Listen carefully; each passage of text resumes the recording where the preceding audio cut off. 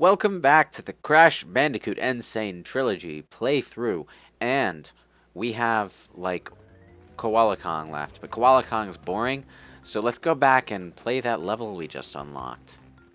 I thought for a moment you said Koala Con as if we were getting into the world's foremost gathering of koala fans. I'm sure there is a Koala Con. I didn't get passes for this. The shit. Well, there probably is somewhere in the world, but whole hog. Usually, just usually, this game gives people shit, but somehow both me and John in both of our playthroughs managed to get through it on the first attempt without even planning to. Well, I don't want to die. Well, nobody wants to die. Dying wastes time. That's your problem with dying, John?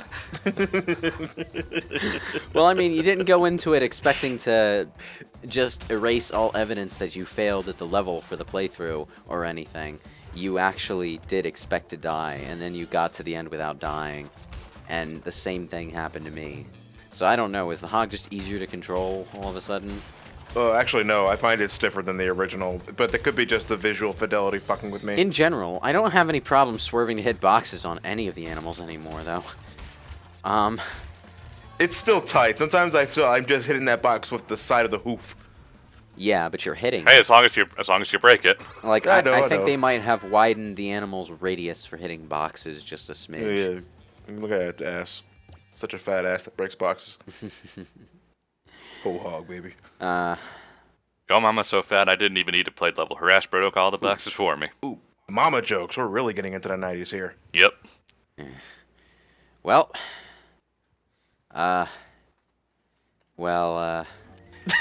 your mom is so fat that they called her Sonic's ass game in development.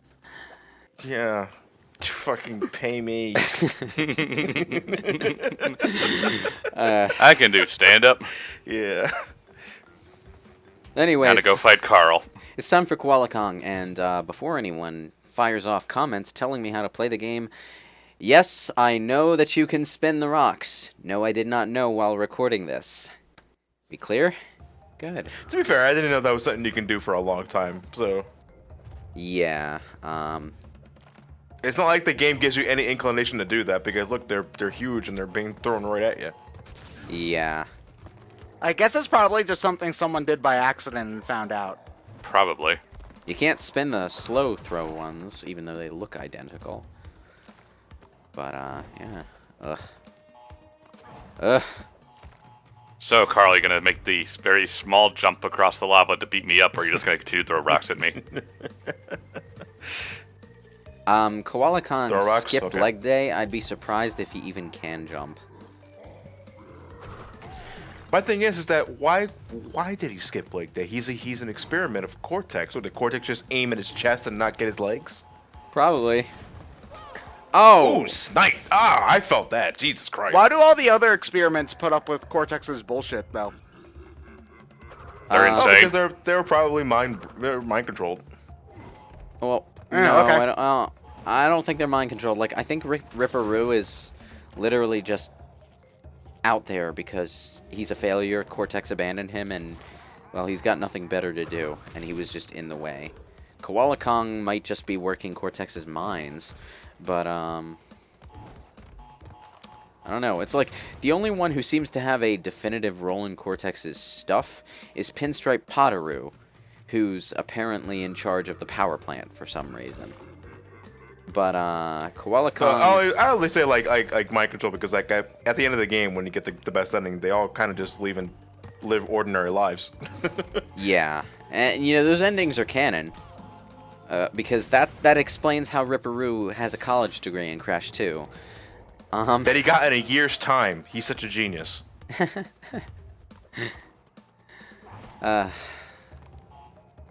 Whoa. Yeah, It took one of those online courses at Phoenix University. I suppose so. University of Samoa. But you know, Koala Kong, he goes to Hollywood, pretty much becomes the universe's Schwarzenegger, and Pinstripe moves to Chicago to open a sanitation And becomes company. the universe's second Schwarzenegger. Yeah. You know, it's a pretty swell ending for everybody. I think Papu's not an experimental Cortex, but he's just a native tribes leader. But he opens up a big and tall. Well, then why was he dicking with Crash? We invaded his village. Yeah, I think that's pretty much it. Okay. The chest flexing thing that I always see cartoon bodybuilders doing. I know it's a real thing because I've seen some real try-hard people on YouTube doing it, but... You've also never watched the Old Spice commercial with Terry Crews. Oh, no. But that's because I don't watch television, so fuck it. But, like, it always creeps me out when I see it. And there's something about the realistic furriness of Koala Kong that achieves the same creepy effect for me. It's like I thought I was done with Google. Ugh. I like the death animation for this. He jumps on the train, gets ready to go for you, and then card carries him off. Woo. And then Donkey and Diddy follow right behind. The forgotten third Kong. Or, like, what, 17th or whatever, how many there are now? This Kong isn't even a monkey. Guess we'll never find out if he can jump or not. Oh well. It's time for island number 3. I like the level design continuity in this island in particular, because like every part of the island tells some kind of story.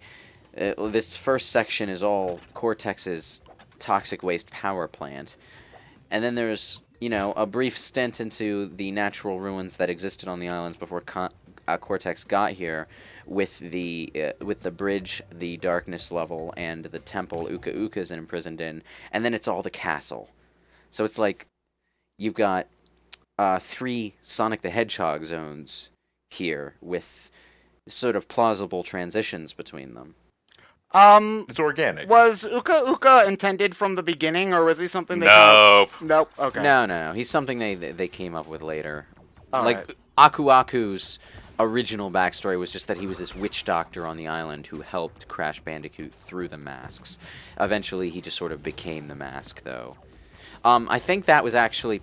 I think him becoming the mask and talking to you was something that was introduced in the Japanese versions of the earlier games. Because when you... as early as Crash 1. Yeah. When you got the Aku Aku masks in the Japanese version, they would stop you and talk at the player.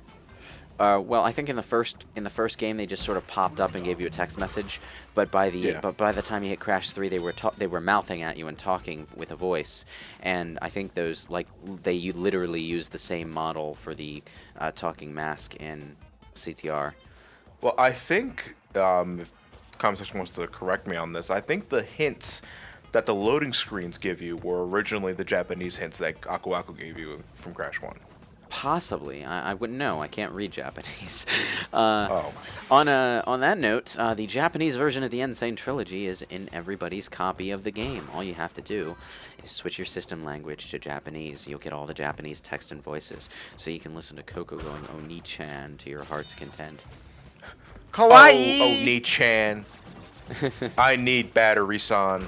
The lip syncing is god fucking awful, though, just to give you fair warning of that. Shoes on the other foot now, isn't it? Suffer like we suffer. Yeah. But I think that that sewage pipe right there might be a fake Crash location. Unsure. Haven't checked it to confirm, but I'm sure someone's made a compilation video. Yeah, I did look at a compilation video, but They I didn't added actually... fake Crash to the PS1 to Crash 1. Yeah, he appears in all 3 games after you beat a level if you go back. You can find him in certain They spots. actually added multiple extra fake Crash locations to Crash 3 as well. So that's a thing. So he's like Big the Cat. So he's like Big the Cat in SA2 now.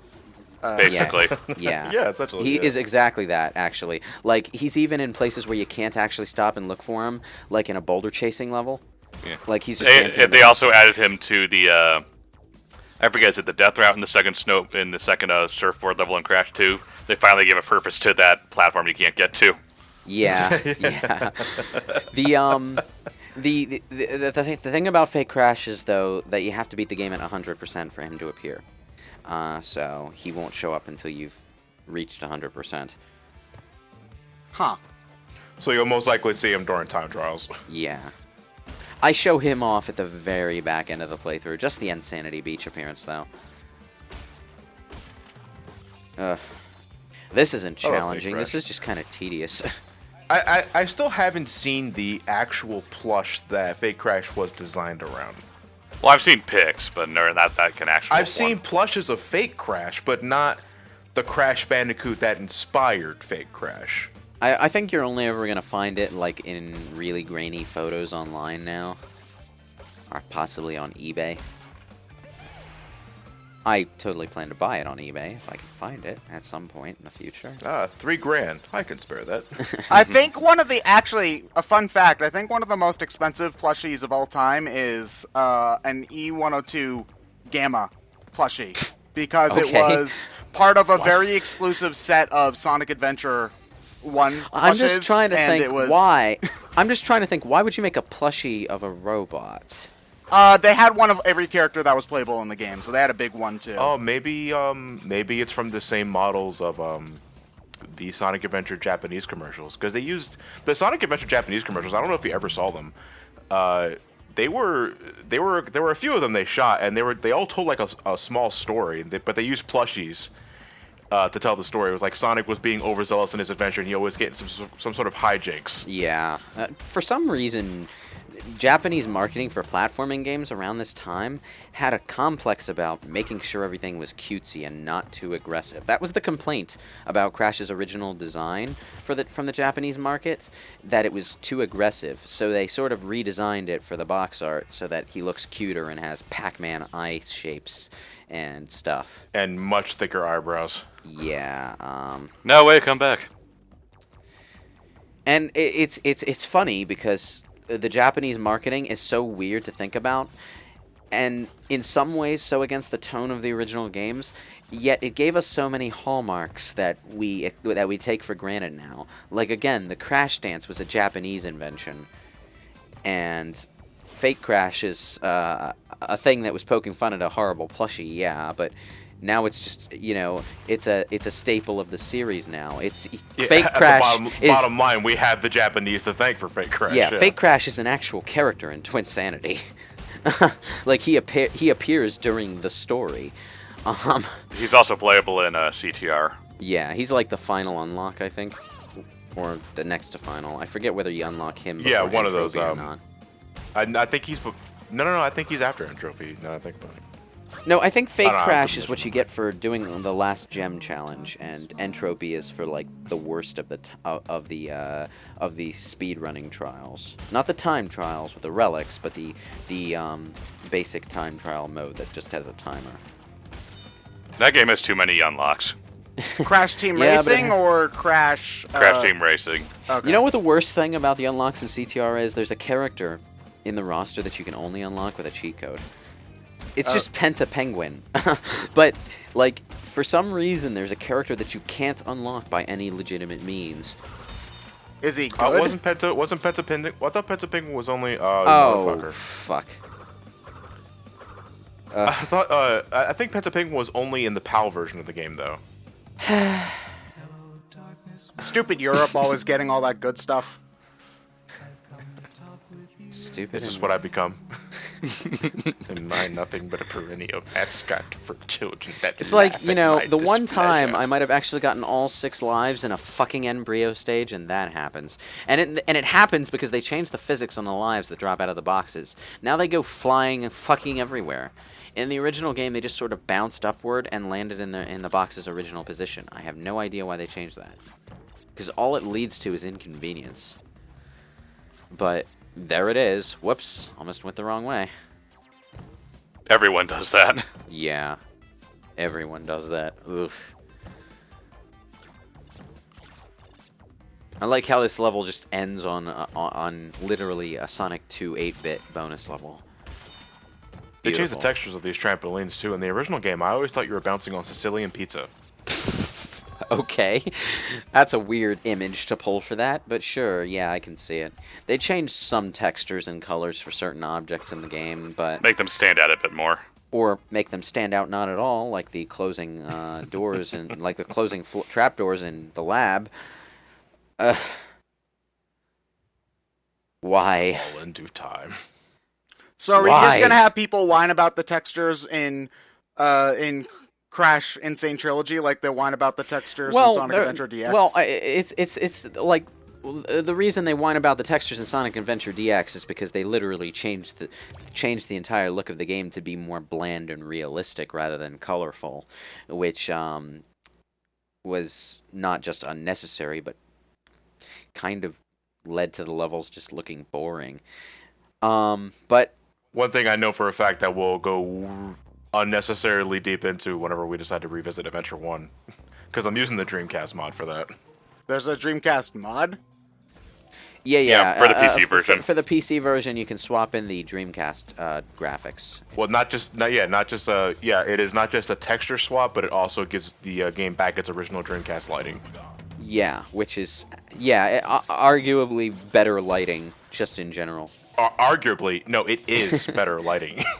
Well, I mean, setting aside the shading issues on the character models, for the levels in particular, it's better lighting. Now, Cortex Power is still one of the more headache-inducing levels to get the gem for because of all the backtracking. Fortunately, I have two things on my side for when I come back to this later. Number one, you can die. I can die, yes. Which, And my bottle which of I Jack. do a lot. But I also have memorized where to go in the level in order to minimize backtracking. One of the things about Cortex Power is that if you know the level, you actually don't have to backtrack much at all. But that's only if you know the level. Like, you can go to the back of the blue gem path and jump a few platforms and jump on a TNT, and you'll get all of the boxes in the back end of the level. And that way you only need to get the one Aku Aku mask at the front, and you don't have to actually travel through the gem path. It's a very strange design choice, but I'm grateful for it because it meant I got to skip the hardest part of the level for this game. But there are two things about Cortex Power that bug me. One is the backtracking, which is obnoxious. The other is the camera. I am not a fan of this overhead, pulled-back perspective. This is like the one level where when you turn around to walk backwards, the camera will pull back to give you a better view of the area.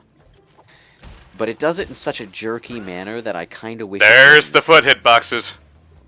No, that was just me missing a jump. That was literally me just missing the jump.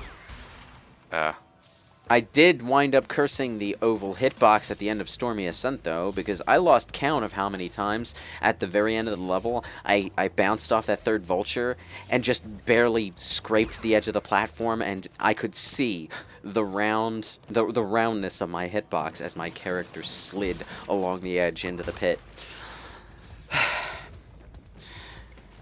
Dear Lord. There you go. Yes, I'm going to bounce on all four of these. Oh, for You God's have sakes, 99 let's lives. go. But my Apple Chan. I can't abandon my Apple Chan. Apple Chan is best girl. Marry me, Apple Chan. We'll make apple pies Well, together. this is Noah Lewis does in his spare time. Well, theoretically, wouldn't fruits be men because they have seeds in them? No. For context, when I say Apple Chan, I am referencing a really, really majestic Crash Bandicoot 2 prequel manga. Okay, so it's not because you masturbate to apples.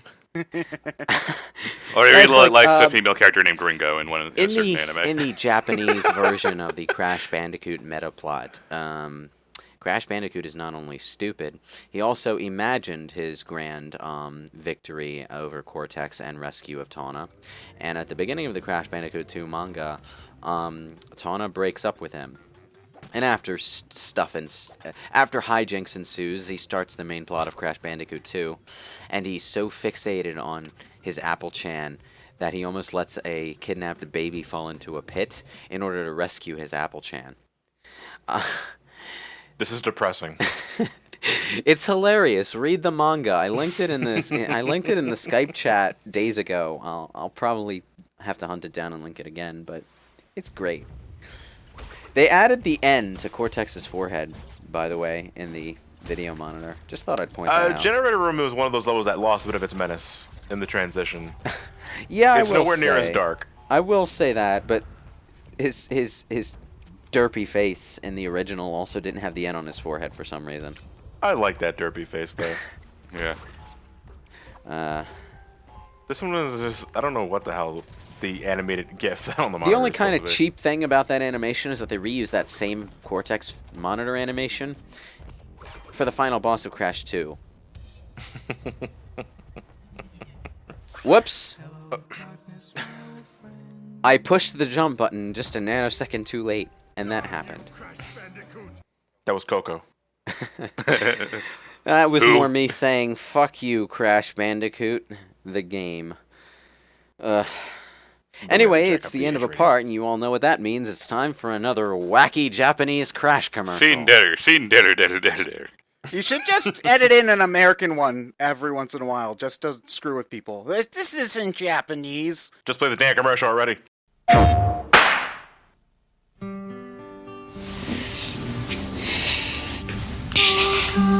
はい、プレゼント。クラッシュ2だ。セアダさんがなんで僕に？君が好きだからよ。本当ですか？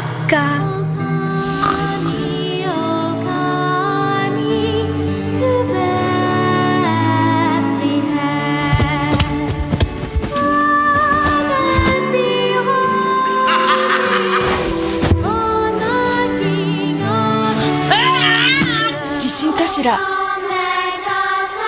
ラッシュだ。やった